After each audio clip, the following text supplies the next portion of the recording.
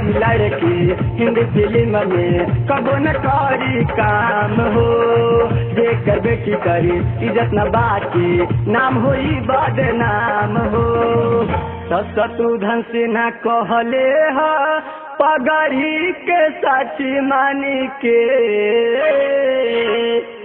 तकाहे दबंग में कैली काम हो। सोनाक्षी आई के तकाहे दबंग में कैली काम हो। सोनाक्षी आई के बिहारी लड़की हिंदी फिल्म में कबो न करी काम हो।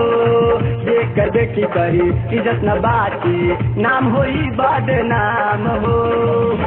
शत्रुघ्न सिन्हा कहले ह पगड़ी के सची मानी के तकाहे दबंग में कैली काम हो। सोनाक्षी आई के तकाहे दबंग में कैली काम हो। सोनाक्षी आई के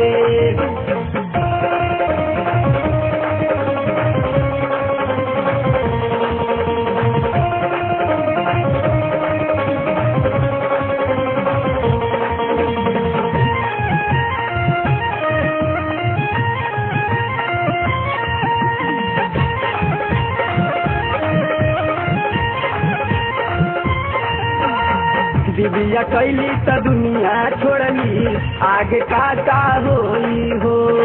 बाबा ना भैया हबे सबे से बड़ा रुपैया हो। दिव्या कैली त दुनिया छोड़ली आगे का होई हो। बाबा ना भैया हबे सबसे बड़ा रुपैया हो।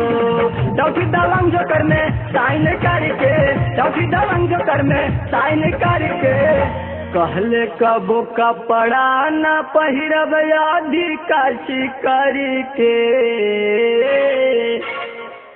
तकाहे दबंग में कैली काम हो। सोनाक्षी आई के तकाहे दबंग में कैली काम हो। सोनाक्षी आई के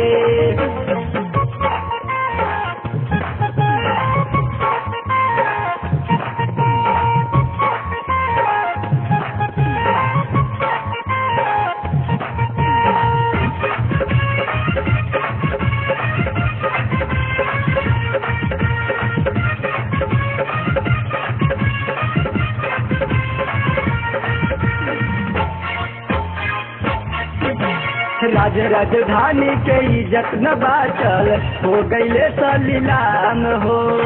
अच्छा तो से कूदे हवे कैले होई खुलियाम हो।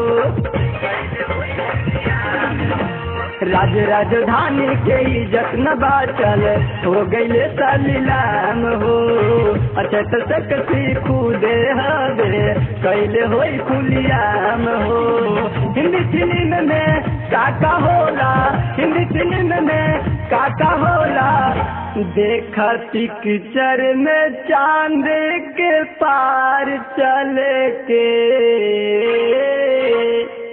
तकाहे दबंग में कैली काम हो। सोनाक्षी आई के तकाहे दबंग में कैली काम हो। सोनाक्षी आई के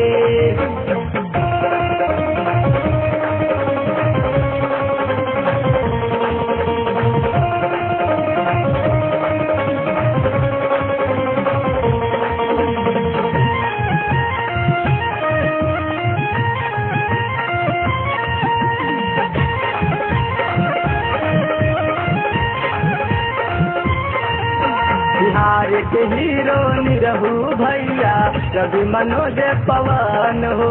विराज छोटू छलिया सुदीप पांडे के न जाने नाम हो।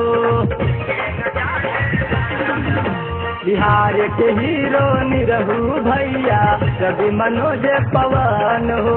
विराज छोटू छलिया सुदीप पांडे के न जाने नाम हो। लल्लू गा दे सबके सुनाबे लल्लू गा दे सबके सुनाबे बेटी पूजिहा तू देवी माई के साची मानी के